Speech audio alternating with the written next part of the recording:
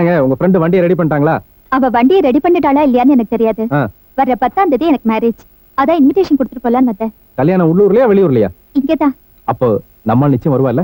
கல்யாணத்துல எனக்கு தோழியாவதா? நிச்சயமா வருவா சார். சொல்றேன்னு தப்பா எடுத்துக்காதீங்க. அவளை பத்தி தான் உங்களுக்கு நல்லா தெரியுமே, அப்புறம் ஏன் இப்படி நடந்துக்கிட்டீங்க? அவ தானா திருத்தினாதான் உண்டு, வேற யாரும் அவளை திருத்த முடியாது. உண்மைதான். என்ன தவிர வேற யாரும் அவளை திருத்த முடியாது. நான் திருத்தி காட்டுனா இல்லையான்னு பாருங்க.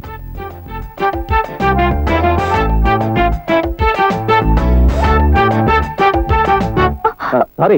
யோ இங்க வாயா. எதுக்கு சாரி சொன்ன? இல்ல ஒரு பக்கமா இடிச்சிட்டேன், அதான்.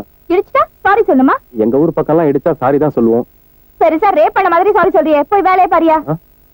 ட்ரெஸ் தான் பச்சையா இருக்குன்னு பார்த்தா ஆள் அதை விட பச்சையா இருக்கா. என்ன சார் தொண்டை கரகரப்பா? சும்மாருங்க சார். என்ன சார் இது? ஷோகேஸ்ல வைக்க வேண்டிய பொம்மை எல்லாம் உள்ள வச்சிருக்கீங்க.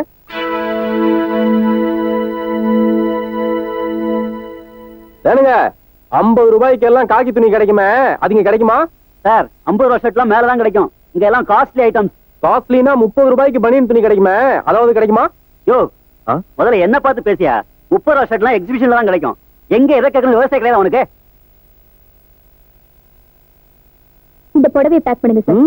அதுக்கு முன்னாடி ஏன் சார் இங்க இந்த ஜாக்கெட் பீஸ்லாம் கிடைக்குமா? கிடைக்கும் சார். அள்ளி விடுங்க. விடுறேன். 2x1 2x2 ஷிஃபான் ஜாக்கெட் பாத்தீங்களா?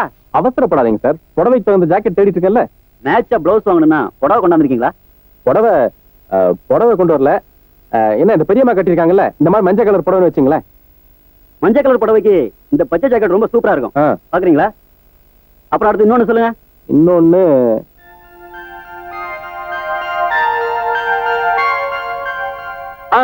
அந்த பொண்ணு கிட்ட பிங்க் கலர்லயே ஒரு புடவை இருக்கும்னு நினைக்கிறேன். அந்த பிங்க் கலர் புடவைக்கு சேர்த்து ஒரு ஜாக்கெட் கொடுத்துருங்களேன். என்னம்மா கண்ணு சௌக்கியமா? சார் ஒரு சின்ன சந்தேகம். உங்க மிஸ்ஸஸ் குண்டா இருப்பாங்களா ஒல்லியா இருப்பாங்களா? கிட்டத்தட்ட அந்த அக்கா மாதிரி இருப்பாங்கன்னு வச்சுங்களேன். அப்போ 80 சென்டிமீட்டர் போதும். போதுமா? போதும். ரவி சரி ஒரு நிமிஷம் வரீங்களா? தாராளமா போலாமே. தொடாம வாங்க. தொடாம எப்படி? முக்கிய உனக்கு எவ்வளவு தேவையோ அவளை கூட்டிட்டு வந்து துணி எடுத்துக்கோ. பாக்குற பொம்பளைங்களை எல்லாம் கை நீட்டி துணி எடுக்கிற வேலை வச்சுக்காத. மரியாதையா என்ன சீக்கிரமா லவ் பண்ணிட்டு, இல்ல இதே மாதிரிதான் ஃபாலோ பண்ணிட்டு வந்து சைட் அடிப்பேன். என்ன சொல்றேன்?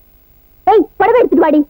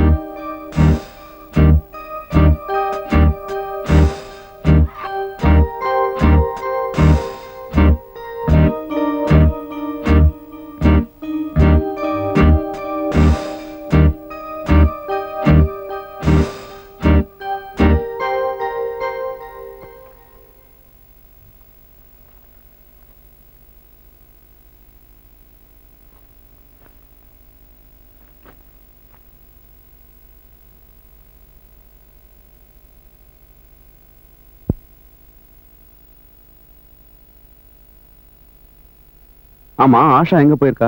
அம்மா காலையிலே எந்திரிச்சு ஃப்ரெண்ட்ஸோட பிக்னிக் போயிட்டாங்க. இதை உங்ககிட்ட சொல்ல சொன்னாங்க முதலாளி. பிக்னிக் போயிருக்காளா? மனத்தோரமா நிறுத்து. முதலாளி நீங்க மட்டும் குடிக்காம என்னையும் குடிக்க வச்சு ஏன் இப்படி வழி நடுக்க பிரச்சனை பண்றீங்க? பாரின் போறதுக்கா சொல்றேன்? ஊரின் போறதுக்கு தானே நிறுத்த சொல்றேன். ஸ்கூல் பையன் மாதிரி இந்த ஆளு கூட பெரிய தொந்தரவா இருக்கு. அடி வேற. ரவி தனியா போ, பயமா இருக்கு, கொஞ்சம் பின்னால வாடா. பெரிய தொல்லையா போச்சு சார்.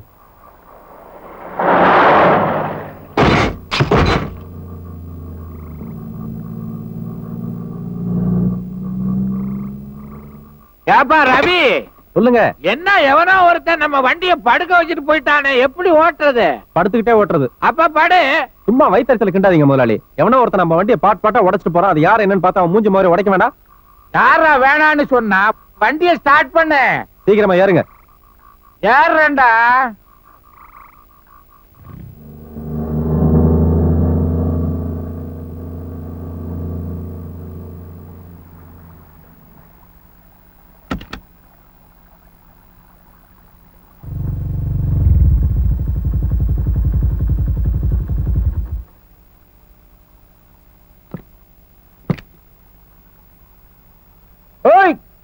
யார் பாரு வீட்டுல?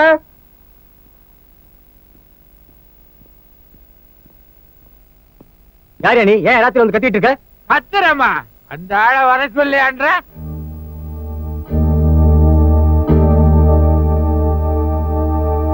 மரியாதையா வெளியே போ, இல்ல மரியாதை கொடுத்து வெளியாட போட்டு இருக்கும். மரியாதை கொடுத்து அனுப்புவீங்களா? என்னங்கடா அது வம்பா போச்சு? வண்டி அடிச்ச உள்ள இருக்கா, அவள வர சொல்லியா? டேய், ஒழுங்கா வெளில போறீங்களா இல்ல உதவ வாங்கிட்டு போறீங்களா? ரவி அடிச்சிருவாருங்க போல் இருக்கு, எனக்கு பயமா இருக்குடா. எனக்கு கூட தான் பயமா இருக்கு முதலாளி. உனக்குமா? ஆமா, நீங்களா கொஞ்சம் தைரியமா பேசுங்க.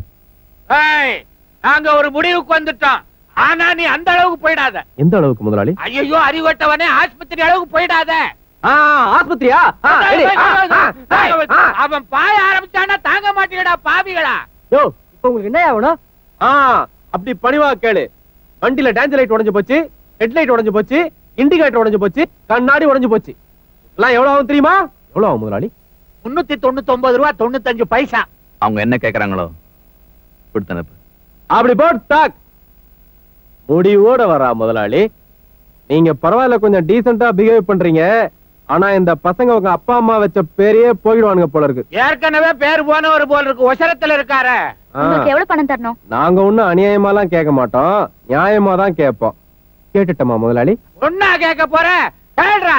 அப்ப பொண்ணே கேட்டவா? வம்பெல்லாம் விலைக்கு வாங்காத, தேவைப்பட்டத கேளு. 399 ரூபாய் 95 பைசா. இதுல 400 ரூபாய் இருக்கு, வச்சுக்க. பாரு, 5 பைசாவை தூக்கி ஏறி. நாமெல்லாம் மான மரியாதை உள்ளவங்க. நமக்கு மான மரியாதை எல்லாம் இருக்கு, ஆனா 5 பைசா சேஞ்ச் இல்லையே. அதானே நம்ம கிட்ட இருக்க ஸ்பெஷல். எது இருக்கணுமோ அது இருக்காத. ஆனா விசிட்டிங் கார்டு இருக்கு. இந்தா, இதை எடுத்துட்டு வந்து இந்த அட்ரஸ் நாளை காலை 5 பைசா கலெக்ட் பண்ணிக்க. ஏண்டா, நம்ம கடைக்காடு தானே.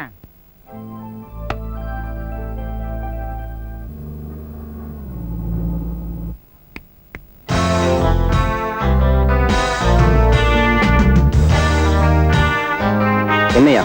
உன்னை தவிர வேற யாராவது மேல இருக்காங்களா? இல்ல. அப்ப கீழே இறங்கி வா.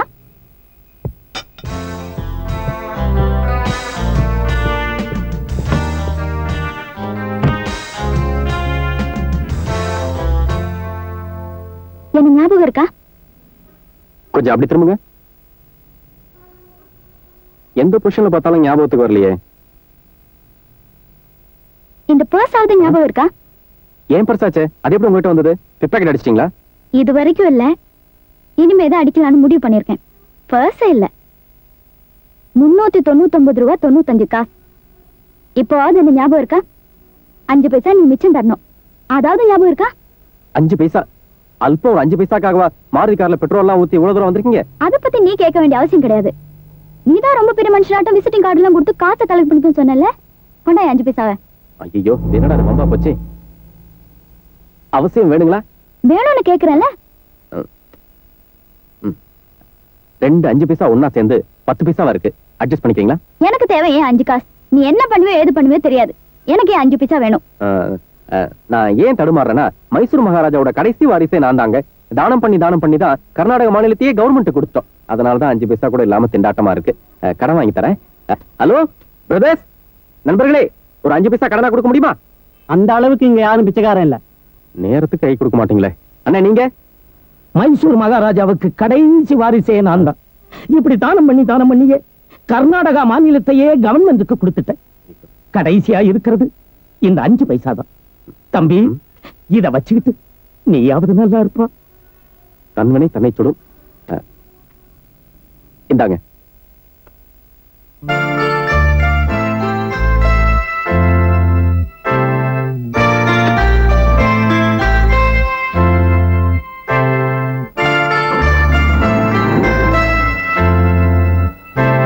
அஞ்சு பைசாவுக்கு இவ்வளவு மரியாதை இருக்கும்னு தெரிஞ்சிருந்தா இதை நானே கொடுத்திருப்பேனே.